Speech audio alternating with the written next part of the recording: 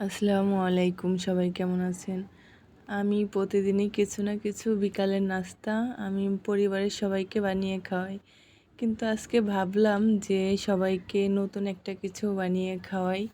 এই জন্য আমি কি করব ভাবতেছি। তারপরে ভাবলাম যে এই তো দেখি সবাই তো কি সুন্দর তেলে ভাজা বানরুটি বানায়, তাই আমি বানাই। পরে যেই ভাবনা সেই কাজ। পরে এই তো আমি বানাচ্ছি। প্রথম থেকে আর দেখালাম না, ভিডিও করা হয় নাই। এই জন্য এইভাবেই দেখাচ্ছি। এখন যেভাবে ভেবেছিলাম যে অনেক সহজ, পরে রেজাল্ট আপনারাই দেখতে পাবেন। এই তো দেখুন আমি বানাচ্ছি। এখন এগুলোকে আমি তেলে ভাজবো। এই তো তেলে ভাজছি।